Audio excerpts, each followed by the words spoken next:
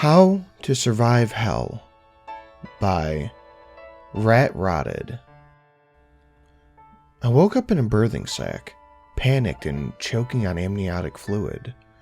I chewed and clawed the way through the fleshy walls, fighting with all my terrified strength to free myself. With a wet, ripping sound, I was dumped onto the muddy cobblestones of the street below, twisting my ankle as I landed. Cold rain blasted my naked body clean of the sack's fluid. I tried and failed to get to my feet. The street was alien to me, an insane medley of architecture ranging from the modern to prehistoric. The sky above boiled with storm clouds, illuminating my surroundings with non-stop flashes of lightning. A man walked over to me, his hair matted with filth and rain streaked down his mismatched leather clothes.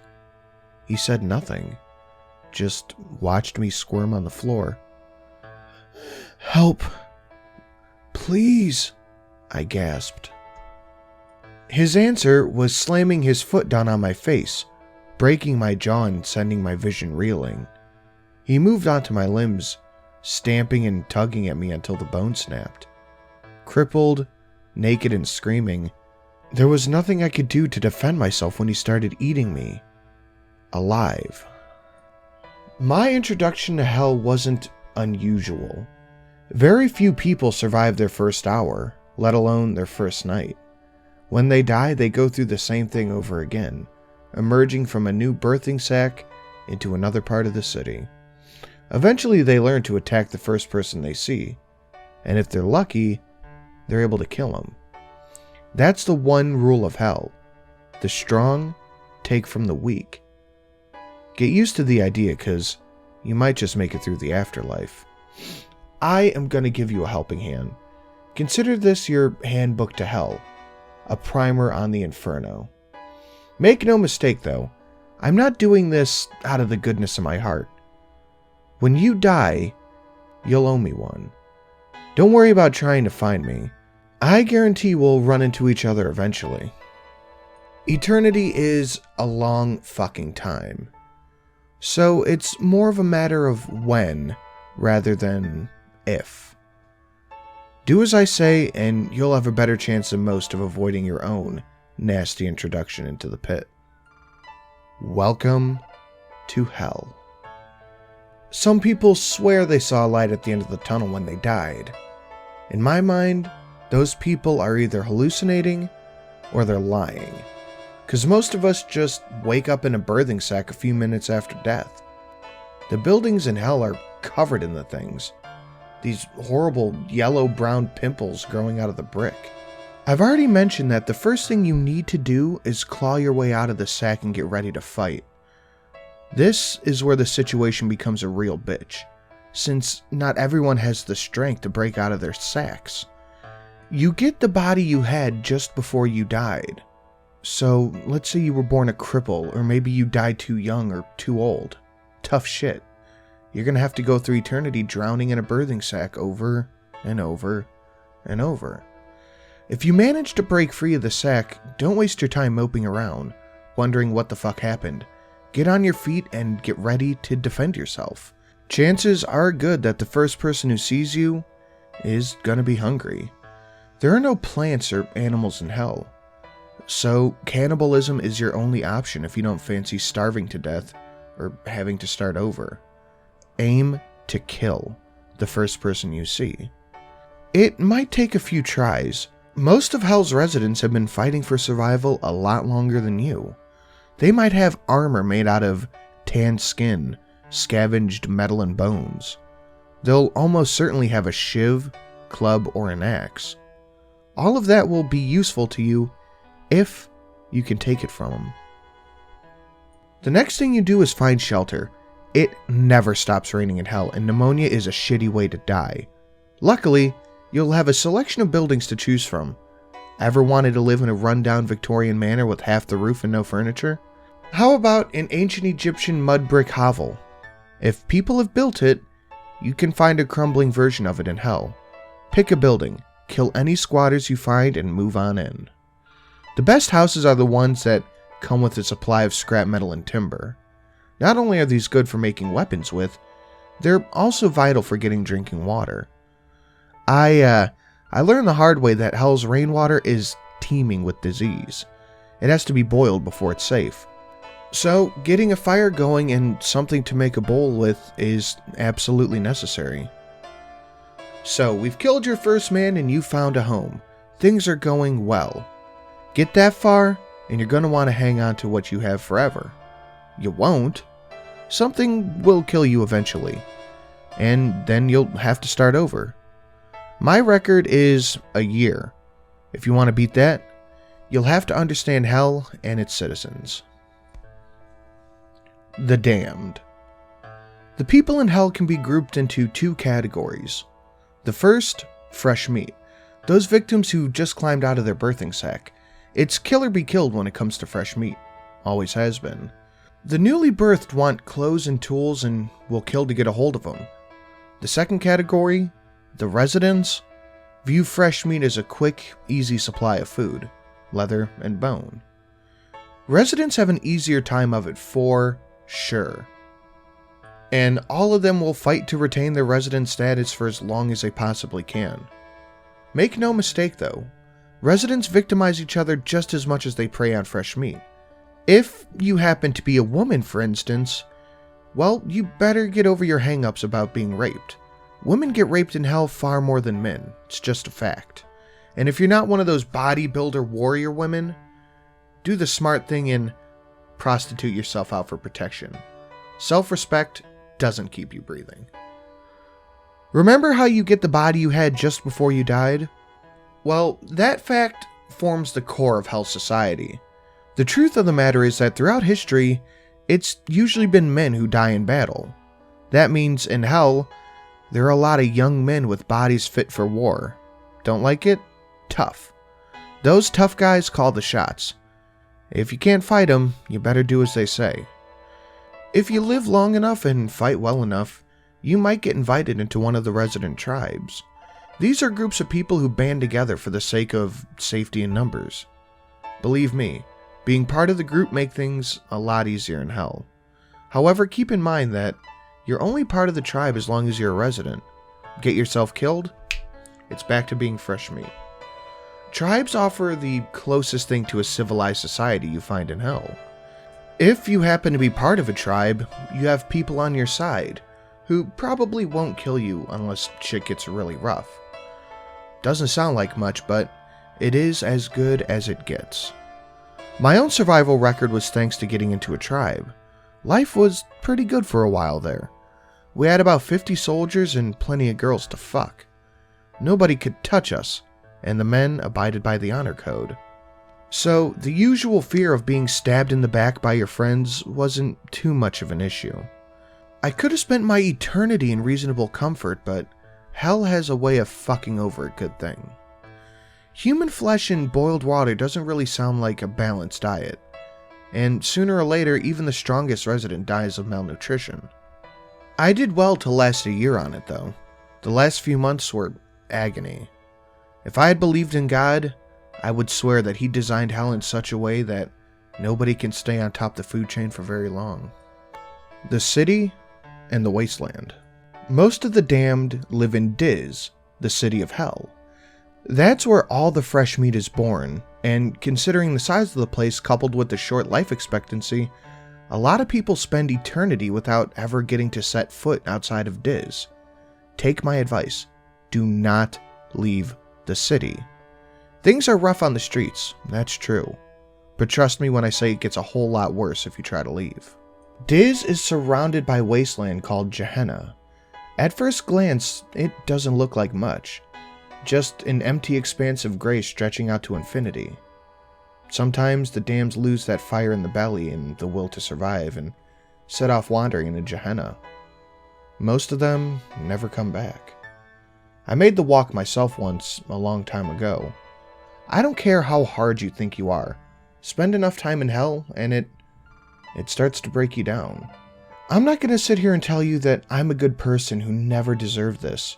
Nobody can say that and not be a liar. I'm not evil though. Or rather, I wasn't. not until I got to hell. You murder, rape, and torture because you know they would do the same to you. Because you're murdered, raped, and tortured. Because they know you'll do the same to them. Give it long enough and you just don't want to face it anymore.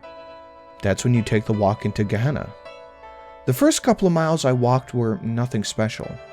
The rain stopped after a while, and the sludge beneath my feet turned into gray ash. I caught a glimpse of hell's sky beyond the clouds. It was gray with a white sun completely devoid of any beauty or warmth. I trudged on. While walking through Gehenna, I lost any urge to eat, drink, or sleep. My body started to waste away, but I didn't care. Even when my skin started to peel and my bones were exposed, I didn't care. The further I walked, the hollower I became in mind, body, and soul. I don't know what would happen if I kept going. Frankly, I don't want to know. Some part of me still wanted to live, so I turned back and walked for days, maybe weeks. Yet, when I turned around, Diz was only a couple of steps away. I stepped back into the city and my body just fell apart. When I emerged from the birthing sack, I swore never to step foot into Gehenna again. Escaping from hell. There are ways to leave hell. That should be obvious. Otherwise I wouldn't be talking now, would I? Sometimes the living get it into their head that they can talk with the dead. They get their crystals, incense, and spirit boards in the hopes of reaching one of their loved ones. Most do nothing more than trick themselves into thinking that they've made contact. They smile or cry, convinced that their beloved granny is playing a harp on a cloud somewhere, before getting on with their lives. Few have the skill to actually reach us, though. They can open a gate between hell and the living world that we perceive as a pillar of fire stretching down from the clouds. As soon as one of those pillars show up, the damned scramble to be the first one to get it. You haven't seen the true nature of man until you've watched thousands of damned swarming over each other, kicking, biting, and clawing to be the one that escapes. Contacting the dead always results in a bloodbath. Even the most civilized tribes fall apart the instant it becomes clear that only one of them can leave. I've left hell twice now, left my body behind and ridden the pillar of fire up into the clouds. Some people believe that you can be possessed by demons. Let me tell you something. Demons aren't real. What the living see as a demonic possession is just one of the damned testing out their new bodies. Let's face it, if you fought your way through hell to get back into the world of the living, you're not going to be on your best behavior for very long. Sooner or later, we always take things too far. Either our host dies or the family caves and recruits an exorcist. Then we're fresh out of the birthing sack and on the streets again. I'm going to go now. When you get to hell, remember my advice in that you owe me one. Maybe we can form a tribe someday. For the time being, though, I want to see what my new body can do. By now, you should have a good idea of what you can expect from hell. You should kill the first person you see when you're fighting your way out of your birthing sack. You know to find clothing, tools, and shelter. You know that no matter what you do, or how well you do, someday it's back to being fresh meat. Diz is the biggest city you can imagine. Tribes fight and die for territory, and taking a wrong turn is a fucking death sentence. Don't worry, you'll get a feel of where you should and shouldn't go eventually. Develop the kind of street smarts you need to stay a resident for more than a day. Even so, there are places in Diz that you should know about. Let's do a little sightseeing tour of hell. Maybe the advanced warning will do you some good. Let's start off with Skin Street. Allow me to tell you about the first time that I saw Skin Street. I dropped out of my birthing sack onto the road, got myself up and ready for a fight. No one was there. Not one single person was out on the street that stretched for miles in every direction. I relaxed and took a little look around. Most of the streets in Diz are a labyrinth network of buildings. You spend most of your stay in hell paranoid that just around the next corner there's someone waiting to beat you down. Skin Street isn't like that. It's a single straight line with only the rain and darkness to hamper your visibility.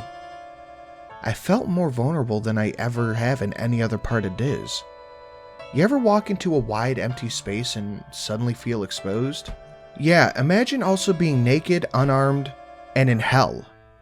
Still, I knew what I was supposed to do. The first step was to find some clothing. That's where I learned how Skin Street got its name. Every building, every busted streetlight, gas lamp, everything was decorated with flayed skin. I'd been in hell long enough to know by this point not to be freaked out, but I'd be lying if I said it didn't affect me. In a fucked up kind of way, it reminded me of Christmas. People hanging wreaths and shit from their house. That sort of thing. I remember the time I spent with my family. With my kids on Christmas morning. Feelings like that get you killed. I pushed him back down and pulled some scraps off of the nearest building. If someone was going to leave clothing material laying about, might as well take it, right? I didn't know it at the time, but every step I took on Skin Street, I was being watched. When the attack came, I didn't even get a glimpse of the guy. Bang! My skull fractured from an expert swing of a club. Whoever hit me went for the eyes the second I hit the floor. He stuck his fingers right into my socket. I was blind and crying like a baby when he started to peel away my skin. Here's the thing. Some people are fucked even by hell standards. The loners, serial killers, stalkers, psychos, they all make their way to Skin Street in the end. Most of the damned use the whole body of a kill, but the Skin Street people use it to make trophies. They leave their ornaments out as bait for the ignorant, sulking in the shadows and waiting for the best time to ambush. If you find yourself on Skin Street, you're gonna have to think fast. Forget clothing, just grab a rock or a piece of wood or anything else you can use as a weapon. Stay out of the shadows. Keep checking behind you, and get out of there as quickly as you can. Perdition Farms. You're gonna be chased in hell. That's unavoidable. At some point, you'll stumble across someone bigger than you, or you'll find yourself outnumbered. Forget what a fair fight is. If someone can take you down without you fighting back, you bet your ass that's what they're gonna do. It's easy to lose focus when you're running for your life. You can forget to pay attention to your surroundings. That, my friend, is a big mistake. The outskirts of the Perdition Farms are littered with billboards. They promise free food and safety to anybody fucking stupid enough to believe them. The tribes that fight over that particular territory like to herd people off of the streets and into this industrial complex that they call home. Good news is that the tribes won't kill you. The bad news is they're big fans of taking people alive. They've got a project, you see. They've been working on it for as long as I can remember. I can't tell you who originally decided that hell should have some sort of organized food production, only that the idea has stuck over years. Countless tribes have taken it upon themselves to try and make that dream a reality. Get yourself captured by them, and you can look forward to a bit of slave labor. For the most part, the Perdition Farms tribes try to use the birthing pods as a source of food. They force their slaves to harvest them from the walls, grind them up in these industrial vats, mix them with blood, body parts, rainwater, and anything else that could conceivably make a broth. The life of a slave is short, brutal, and disgusting, particularly when those slaves are used as guinea pigs for the latest concoction. You see, amniotic fluid can be drank, but only if you're desperate. Though drinking too much of it will guarantee that you empty your stomach from every available orifice. The flesh sacs are a different matter, though. I couldn't tell you exactly what the birthing sacs are, but some people say that they're actual flesh, while others swear that they're more like a fungus. What I do know is that they repair themselves over time. Eat some of the flesh, and over the next few days, you'll grow a new birthing sac inside of you. It's a small mercy that you won't live long enough to see it break through the skin. You'll probably be dead shortly after your stomach bursts. If you're lucky, your days as a slave will end when the tribes decide they want some real meat. They're not stupid enough to test the broth on themselves. Not when there's no shortage of slaves in hell. Look, I can't force you to stay out of Perdition Farms. I can only offer advice. In my opinion, if you think you're being herded there, it's better to take whatever's at hand and cut your own throat. I'd take the fresh meat status 100 times before spending another day on the farms. The boneyard. So maybe you're thinking to yourself, hey, I'm the kind of nut job who would join a cult. Is there anything in hell for me? Well, if that sounds like you, the boneyard has you covered. You see, there's a certain type of religious fanatic who really does belong in hell. I'm not talking about the old dears who bake cake and raise money for the new church roof. I'm talking about the guys who went to war because God commanded it, who burned women for supposedly consorting with demons, and who saw nothing wrong with fucking the odd kid. When those people get to hell, they're too thick-headed to make sense of what's happened. Why face reality when you can just pretend that it's a test of faith? They'll find like-minded folk in the boneyard. I'm told that at one time the boneyard was a cathedral surrounded by a cemetery that stretched from horizon to horizon. Maybe that's true. I don't know. These days, it's a shanty town of temples and churches built from materials scavenged off of the streets. Everywhere you look, you'll find wide-eyed zealots preaching their own twisted version of redemption, gangs of masked men on the prowl for fresh converts. Mortification of the flesh is the main pastime in the boneyard. If you listen to the cacophony of sermons, you'll be informed on how the flesh is wicked and must be purged of sin. How lucky you are to be given such a holy duty. How fortunate to be given the opportunity to redeem yourself before God. The people of the boneyard have had a long time and plenty of fucking practice when it comes to mastering torture and degradation. I'm not a good person. I've killed, raped, and cannibalized. But I can honestly tell you that I'd have never been able to dream up some of the shit that goes on in the boneyard. I've wandered in there by accident once, and I've never been able to get what I saw out of my brain. I watched women naked and bound, forced onto her knees and violated with iron rods. A preacher sewing his own eyes and lips shut in front of a crowd before sawing off his manhood with a piece of slate. A boy of maybe 14 was publicly crucified. A girl was drowned in shit. An older man had a sharpened piece of flint shoved under his fingernails. I could list 100 other atrocities done in the name of redemption. Stay away from the boneyard. The people there decided that hell just isn't hellish enough for their liking.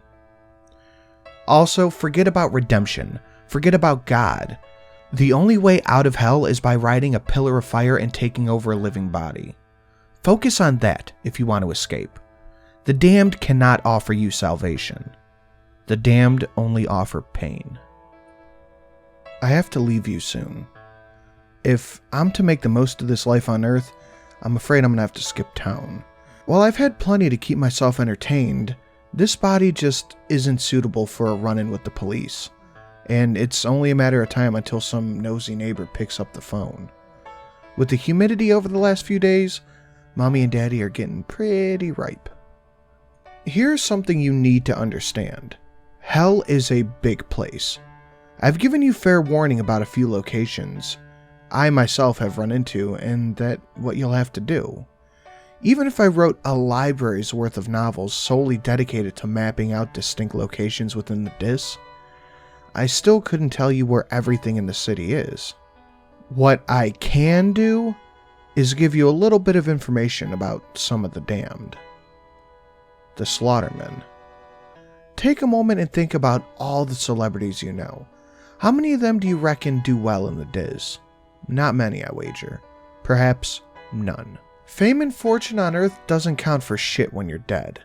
Very few people are strong enough, mean enough, and downright psychotic enough to earn a reputation in hell. Those few who have what it takes are people you would never, ever want to meet. The Slaughterman is one of those legends, a huge bearded man with filed teeth, bloodshot eyes, and foam on his lips. Rumor has it that the day he emerged from his birthing sack, he was unlucky enough to land at the feet of a slaver tribe. Well, those tribesmen chuckled to themselves and readied their clubs and whips, only too happy to take some fresh meat captive. Outnumbered 12 to 1, naked and unarmed and brand new to hell, most people would not stand a chance. If you believe the stories, the Slaughterman shrugged off the clubs battering against him and the whips cutting into his flesh as though they were insect bites. He picked up the very first slaver, put his hand into the man's mouth, and pulled his lower jaw right off of his skull. He moved on to another, then another, tearing them apart with his bare hands until the survivors turned and fled. Nobody knows for sure who he was in life. I've heard theories though, the most popular one being that he was the Berserker of Stamford Bridge. Supposedly, a single Viking held up the English army single-handedly. It didn't matter that he could never win, that he was outnumbered, that his enemies had better weapons and armor. He stood on that bridge and he fought. By the time he was brought down, he had killed no less than 40 men. I don't know how true any of this is. I've never seen the Slaughterman, and I don't fucking want to. What I can tell you for sure though, is that people don't become legendary in hell without a fucking good reason. I guess the only one that knows the truth is the Slaughterman himself, and he isn't saying anything. Since the day that he arrived in hell, he's only spoken once. The fleeing slavers heard the Slaughterman before he tore their tribe apart. Naked, bloody, and surrounded by corpses, the Slaughterman looked up into the storm-racked sky and bellowed a single word. Valhalla. Hellhounds. How about a little story? I wasn't new to hell. I'd made myself some clothes and a wooden club, found shelter, and had a big slab of meat roasting on an open campfire. The only thing I didn't have was a tribe. The area I'd been birthed in seemed slummy, even for Diz. It was all half-collapsed hovels and mud huts. Iron was scarce, barely enough to make myself a water bowl. All in all, not a good spot for a tribe. My plan was simple enough. I'd have a decent meal, carve myself out a shiv or two just in case I lost my club, then find somewhere more or less dry to sleep. After that, I'd set off to look for a tribe. Even in the mildest tribal initiations, they result in a few scars or a broken nose. So I wanted to be as well rested as I possibly could be. Since sleep as hell is both vital and dangerous, there's a knack to finding somewhere simultaneously sheltered, hidden, and has an access to an escape route. Even then, you'll never get more than a couple hours at a time. In hell, the slightest suspicious noise should scare the shit out of you. A low, throaty growl definitely counts as a suspicious noise. I leapt out of my impromptu nest of skin and wood, raised my club, and returned the growl with one of my own. A woman crept into my building and was staring at me with these dilated pupils. She looked to be in a bad way, skinny, naked, and covered in weeping sores. Her lips peeled back to reveal broken, jagged teeth. It took me all of 1 second to size her up. She'd been living rough for a couple days or weeks. Judging from her protruding ribs and bloated stomach, she was well on her way to dying of starvation. So, she was weak, hungry, and didn't even have a weapon. "I've already eaten," I said, relaxing a little and giving my club a couple of practice swings. "No sense in letting you go to waste, though." I took a step toward her and she bolted, turned right, and scampered away in a strange, animal-like gait. I took off after her, certain that I could outpace her. Even if there wasn't much meat on her, bones could still be useful. I chased her through the streets, struggling to keep my footing on the muddy ground. When I finally got close enough to swing my club, she stopped dead. The suddenness of it caught me all off guard and I tripped over her, losing my club as I fell. She howled in triumph. A second howl was echoed by a dozen other throats. That day, I learned 2 things about Hellhounds. The people who lose their minds become little more than beasts after enduring centuries in hell. Firstly, they have the necessary animal cunning to hunt as a pack. Secondly, human teeth and fingernails are perfectly capable of ripping flesh off of bone. The surgeons. Modern doctors rarely thrive in hell. Academia and a reliance on technology don't leave you in the best state to endure the endless violence and brutality. There are some exceptions, though. People who have learned to sew their friends back together amid machine gun fire of the Somme, shamans, witch doctors and holy men who endured famine and warfare, survivalists who knew how to cauterize their own wounds in the middle of the forest. Those are some of the people who might just be strong enough to ply their trade to the damned. After all, working knowledge of basic medicine is just one of those things that's beyond a lot of the meatheads roaming Diz. Most of Hell's surgeons find a tribe as soon as they're able. Their tools might be crude, but they learn how to make do with flint, slate, and shards of glass to serve as their scalpels.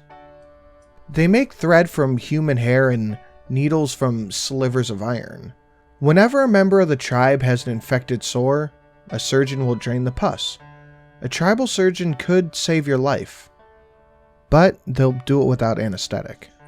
There are some freelance surgeons, people who try to go it alone. They make themselves a uniform, the theory being that the damned will recognize if they all look alike. It doesn't really work, but you can't expect much logic from people who have lost count on how many times they died. For one thing, fashion changes over time. I'm told that the freelancers wore headdresses and bone necklaces at one point. The current trend is to mimic the plague doctors by donning beaconed masks with long coats of fire-blackened skin. Freelancers are rare, very rare in fact. You'll see thousands of the damned for every freelance surgeon you come across. When you do come across one, be fucking careful. Firstly, surgeons don't get a free pass in Hell. The damned are more likely to attack a freelancer than they are to barter with their tools, clothing, or slaves in exchange for his services. You can't even be certain that the man in the bird mask and black coat is really a surgeon or someone who just murdered a surgeon and took his clothing. Perhaps they made the outfit themselves in order to draw out the weak and wounded. Advertising does not always work as intended in Diz. If the freelancer turns out to be genuine, that doesn't give you an excuse to drop your guard. Freelance surgeons aren't always the most stable people. To put another way, freelancers are usually sadistic fucking psychopaths. Sure, they might stitch you back together and send you on your way. They might also decide it would be more interesting if they stitched you to somebody fucking else. They might think paying an arm and a leg for their service should be taken literally. They might turn out to be some wannabe serial killer who just hasn't found their way to Skin Street. For each freelancer trying to do a tough job in a tougher place, there are a dozen or so Mengelas just wanting to try their toys out on someone too injured to fight back. Stick with your tribe surgeon, if you're lucky enough to have one. Failing that, learn how to patch up your own wounds. Trust me, if you're able to read, you've already got a bit of an intellectual advantage over a lot of Hell's residents. Universal education is pretty recent. Freelancers aren't worth the risk. Cambians. I'll be honest with you here, I don't even know if Cambians really exist. What I'm going to tell you is something that somebody else told me. It's up to you to decide if it's true or not. Personally, I really fucking hope it isn't. People rape one another in Hell. It happens. A lot. And if you're not strong enough, it'll happen to you. Good news for you ladies out there that the damned men fire blanks. You'll almost never be impregnated. I say almost never, because if you believe the stories, there's an incredibly slim chance that a couple of those little swimmers will be awake and looking for an egg. Just to put this into perspective, we're talking like conjoined twins levels of unlikeliness here, and that's just conception. The chances of a pregnant woman surviving the full 9 months in Hell are probably conjoined triplets level of unlikely. We're talking about the perfect storm of beating the odds here. But this is eternity, and a random monkey smashing keys on a typewriter will eventually produce the complete work of Shakespeare, if it smashes at the keys for eternity. The result of the perfect storm, of those monkeys with their typewriters, is a Cambian, a child conceived and born in Hell. I'm not saying they exist, okay? I'm saying I've met someone who swears that it's true, that he's seen a Cambian himself. You see babies in their birthing sacks from time to time. Usually it's just a body. Occasionally you see one drowning. Most of the damned just ignore them. They wouldn't survive a day on the streets, even if you could devote your full attention to them. You'd better just leave them be. It's only the really fucked up people who cut into the sex and... Yeah, I'm not going to finish that. So, this Cambian, who may or may not have existed, apparently looked like just a normal child. It cried, it shit, it sucked its mother's tits just like a regular baby would. The mother was part of a tribe and they'd been trying to protect her throughout her pregnancy. Couldn't tell you why. Curiosity, maybe? When it was born, the whole tribe gathered around to have a look. Among them was the man who told the story. Somebody I met years later and would eventually kill. This man cut the baby's cord and lifted it up to his face. Every man in the tribe had raped the mother at one point or another, and he wanted to see if the child looked anything like him.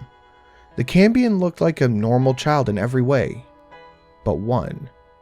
Its eyes were dead, lifeless like a doll's eyes.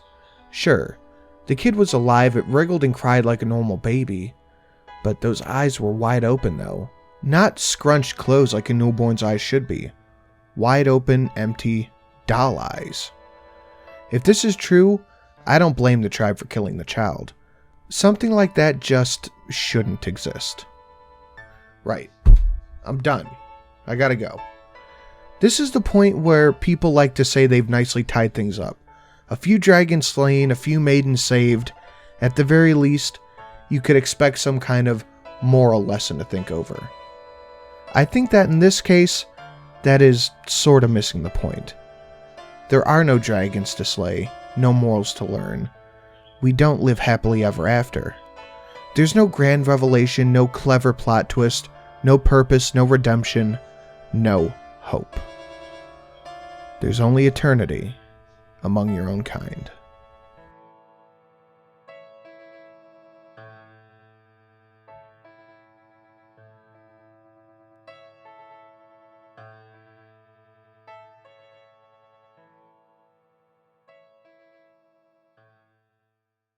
I would like to thank my $10 and above patrons, Dan R., Paul Z., Mr. Swiston, Official Jerboa, Chaos X, JY, Pyromancer, Hayden MH, Ethan A., and Dark Side of the Bear. Thank you guys so much. I'm gonna do a little Patreon overhaul soon. Actually, by the time this video goes up, it might already be done. But nothing will change for the patrons. It'll just be different tiers listed. So just look out for that. And if you want access to some Patreon-only content, having your name read off at the end of every video and all the other cool shit that comes with being a patron, head to the Patreon down below. It helps me and it helps support the channel, and I would greatly appreciate it. Thank you.